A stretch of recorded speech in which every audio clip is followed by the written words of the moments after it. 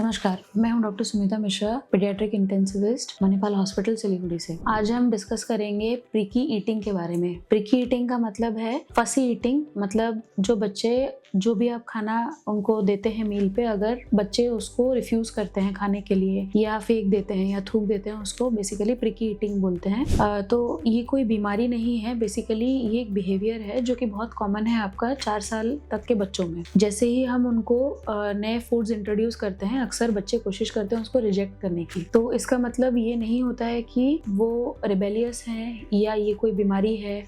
इसका मतलब सिर्फ इतना है कि वो खाने को लेके अपना ऑटोनॉमी सीख रहे हैं, मतलब कि खाने को कैसे हैंडल करें, खाने के साथ इमोशंस को कैसे हैंडल करें, उसको सीख रहे हैं। तो आइए जानते हैं कि प्रिकी ईटिंग को कैसे हैंडल करना है। तो सबसे पहली बात जो प्रिकी ईटिंग के बारे में हमें जाननी है वो ये है कि अगर हम स्टार्टिंग से बच्चे को ब्रेस्ट फीडिंग इंट्रोड्यूस करते हैं, बहुत सारी स्टडीज ये बोलती हैं कि बच्चे में प्रिकी ईटिंग की टेंडेंसी बहुत कम हो जाती है as compare to formula fed बच्चे। तो कोशिश करें जितना आप ब्रेस्ट फीड करा सकें बच्चे को, ब्रेस्ट मिल्क प्रोवाइड कर सकें in the first 6 months of life, उतना कम टेंडेंसी रहेगा बच्चे का प्रिकी ईटिंग के लिए। क्योंकि जो फॉर्मूला मिल्क होता है उसमें कार्बोहाइड्रेट और शुगर की मात्रा ज्यादा होती है, तो उनका शुगर क्रेविंग बढ़ता है बचपन से ही। तो इसीलिए वो सीख करते हैं हाई शुगरी फूड वीनिंग के टाइम पे एंड बियॉन्ड। और ब्रेस्ट मिल्क काफी बैलेंस्ड होता है, जितना अप्रोप्रिएट है उतना शुगर और कार्बोहाइड्रेट होता है, न्यूट्रिशनली बैलेंस्ड होता है, तो इसीलिए प्रिकी ईटिंग की टेंडेंसी फर्दर कम हो जाती है। तो first thing is breast feeding. Second चीज है, जैसे ही बच्चा बड़ा होता है, जैसे आप उसको नए मील्स इंट्रोड्यूस करते हैं,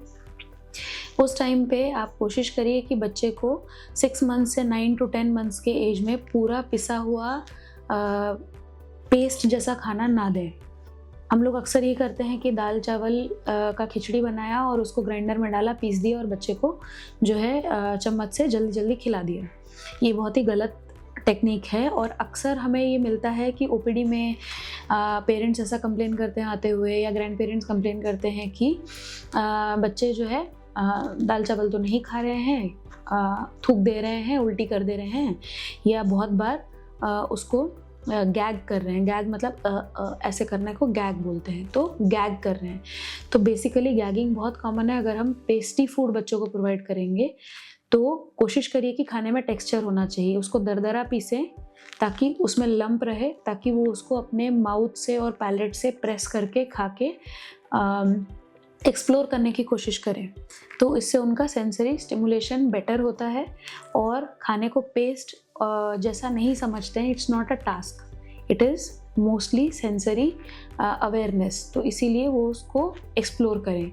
तो दूसरा टिप है कि खाने में टेक्सचर दें, लंप दें, टेक्सचर दें, ताकि बड़े लंप्स भी ना दें, जैसे कि बच्चा चोक हो जाए, क्योंकि उस फेज में उसके दांत नहीं आए होते हैं, तो वो उसको दांत से च्यू नहीं कर सकता है, बट उसको पूरा पेस्ट भी ना बनाए। नेक्स्ट पॉइंट है, जैसे आप बच्चे को इनिशियली जब खाना खिलाने के लिए बिठाते हैं, जैसे ही बच्चा इंडिपेंडेंटली बैठ पाता है, उसको हाई चेयर पे बिठाएं और उसको आप खुद के हाथ से खाने के लिए प्रोत्साहित करें, उसको इनकरेज करें। बेबी फ्रेंडली यूटेंसिल्स आते हैं जो कि बच्चा ऐसे ग्रैस्प कर सकता है, उसके लिए फाइन ग्रैस्प नहीं चाहिए, किसी भी हाथ से बच्चा ग्रैस्प कर सकता है।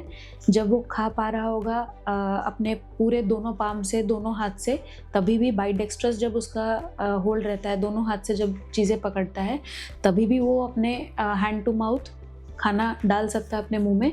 और जब वो स्पून पकड़ना सीखता है पूरे हाथ के साथ, फाइन मोटर नहीं, कोर्स मोटर स्किल, जो कि आपका 7 से 8 महीने में आ जाता है, तभी भी वो स्पून पकड़ सकता है। तो कोशिश करिए कि सिर्फ आप ना खिलाएं, बच्चा खुद से भी कुछ खाना अपने मुंह में डाले, उसको चबाए और एक्सप्लोर करे। साथ ही आप कोशिश कर सकते हैं कि बच्चे को रेनबो पैलेट, मतलब कि सिर्फ दाल चावल ऐसा ना दें, अलग अलग कलर के खाने, अलग अलग शेप के खाने इंट्रोड्यूस करें, ताकि उसको खाने में इंटरेस्ट बढ़े। उसको ये एक सेंसरी स्टिमुलस जैसा लगना चाहिए कि नए नए कलर्स हैं, कलर्स एक्सप्लोर करते हैं, मुंह में डाल के देखते हैं। यह है तीसरा पॉइंट। चौथा पॉइंट है कि जब भी बच्चा आपको खाना रिजेक्ट कर रहा है आपके सामने, तो 2, 3, 4 बार में आप थक ना जाएं, multiple number of times attempt करें। यूजुअली रिपीटेशन करने से, बार बार रिपीटेटिवली बच्चे को वही सेम खाना ऑफर करने से हो सकता है कि वो 6 या 7th नंबर ऑफ टाइम वो वाला खाना एक्सेप्ट कर ले जो वो 5th टाइम तक रिजेक्ट कर रहा था। तो most of the recommendations including American academy of paediatrics का रिकमेंडेशन ये बोलता है कि offer the same food for 10 to 15 times. Eventually बच्चा उस फूड को रिजेक्ट करना बंद कर देगा और एक्सेप्ट कर लेगा। तो मल्टीपल नंबर ऑफ रिपीटेशंस दें। पॉइंट नंबर 5 नेक्स्ट पॉइंट है आपका, जैसे आप बच्चे को जो खाना खिला रहे हैं, अगर बच्चा वो रिजेक्ट कर रहा है multiple number of times offer करने के बाद भी, तो कोशिश करें आप भी उसके साथ बैठ के सेम खाना खाएं। तो जैसे आप मॉडल करते हैं, आप बच्चे के लिए अलग से कोई खाना ना बना के जो आप घर पे बना रहे हैं, जब आप 1 साल का बच्चा हो जाएगा, उसके दांत आ जाएंगे, उसको आपने थोड़ा मैश किया, थोड़ा टेक्सचर दिया, वही सेम खाना जब आप बच्चे के साथ मिलके मॉडलिंग करके खाएंगे कि आप भी वही खा रहे हैं, आपके बाकी घर के मेंबर्स भी वही खा रहे हैं और बच्चा भी वही खा रहा है, तब वो उसको बेटर एक्सेप्ट करता है। तो पॉइंट नंबर 5 इज मॉडलिंग। जो 6 पॉइंट है जो हमें याद रखना है वो है रूटीन। तो एक खाने के टाइम का रूटीन फिक्स करके उसी के हिसाब से हमें बच्चों को ये हैबिट डेवलप करानी है कि ब्रेकफास्ट किस टाइम पे मिलना है, लंच किस टाइम पे मिलना है, स्नैक्स किस टाइम पे मिलना है और डिनर किस टाइम तक हो जाना चाहिए। नेक्स्ट है पॉइंट नंबर 7 है कितना ड्यूरेशन तक आप बच्चे को अलाउ करें कि वो बैठा रहे खाने के सामने। तो यूजुअली फसी ईटर्स को बहुत ज़्यादा समय लगता है अपना खाना ख़त्म करने में। या तो खाने को एक्सप्लोर करते हैं, या तो उसको फेंकते हैं, या तो मुंह में डाल के वापस निकालते हैं। तो आप कोशिश करें उस टाइम को लिमिट करें पर मील। तो पर मील कोशिश करें 20 से 30 मिनट से ज़्यादा ना दें एक मील को दिन में। जैसे ही 20 से 30 मिनट हो जाता है, आप उस प्लेट को जितना भी उसने खाया है उसको वहाँ से रिमूव करें और नेक्स्ट मील थोड़ा अर्ली ऑफर करें, सो दैट बच्चा एक प्लेट के सामने एक चेयर और टेबल पे 1-2 घंटा ना बैठा रहे। नेक्स्ट पॉइंट है पॉइंट नंबर 8 इज़ आप डिस्ट्रैक्शन ना दें। डिस्ट्रैक्शन का मतलब है स्क्रीन। यूजुअली आजकल जैसे बच्चों को आजकल खाना इंट्रोड्यूस किया जाता है, हमने कई बार देखा है कि उनके सामने मोबाइल या टीवी लगा दिया जाता है ताकि वो उधर देखते रहें और खाते रहें। मोस्ट ऑफ द पेरेंट्स का इंटेंशन गलत नहीं होता है, उनका होता है कि कैसे बच्चा इजीली खाना खा ले, बट इससे बहुत सारी प्रॉब्लम्स आ सकती हैं।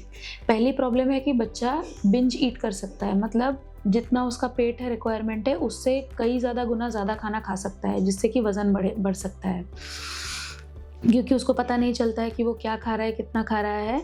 तो उसका ध्यान टीवी में या मोबाइल पे होता है या टैब में होता है, तो वो कंटिन्यूसली अपने मुंह में खाना ठूसता रहता है, उसको च्यू या स्वेलो करता है या पानी से सिप करके अंदर स्वेलो कर लेता है और कंटिन्यूसली कुछ ना कुछ खाता रहता है। जैसे ही टीवी बंद होता है आप नोटिस करेंगे कि बच्चा खाना भी बंद कर देता है, तो उससे बिंज ईटिंग बढ़ती है। सेकेंड चीज़ है कि जब आप टीवी या स्क्रीन प्रोवाइड नहीं करेंगे, उसको खाने को देख के रिजेक्शन आता है, वो खाना एक्सेप्ट नहीं करेगा अनलेस कि आप दोबारा उसको स्क्रीन में पुट ऑन ना करें।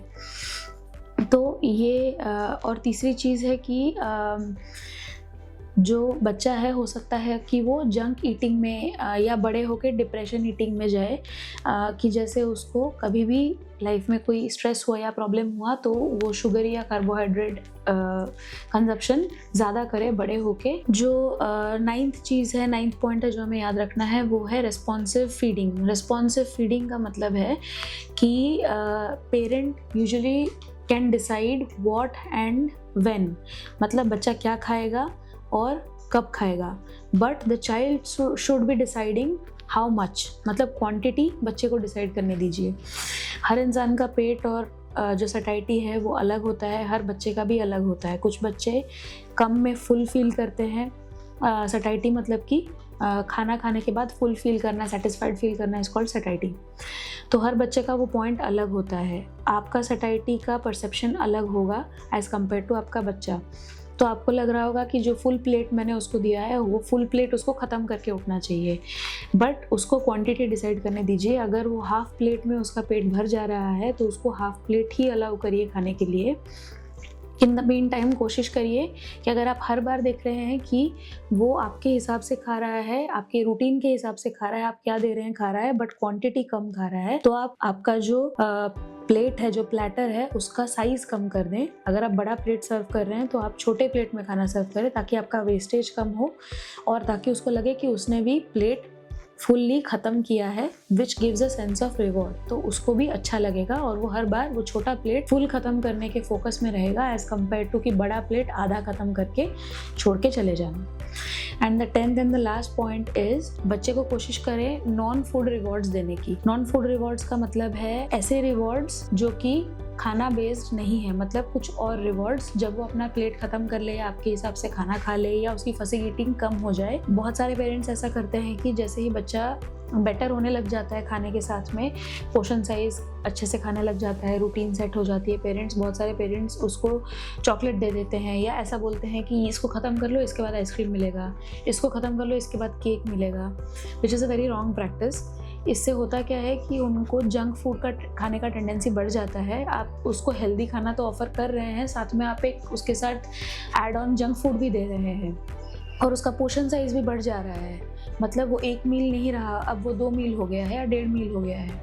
तो कोशिश करें नॉन फूड रिवॉर्ड्स ऑफ़र करने के लिए।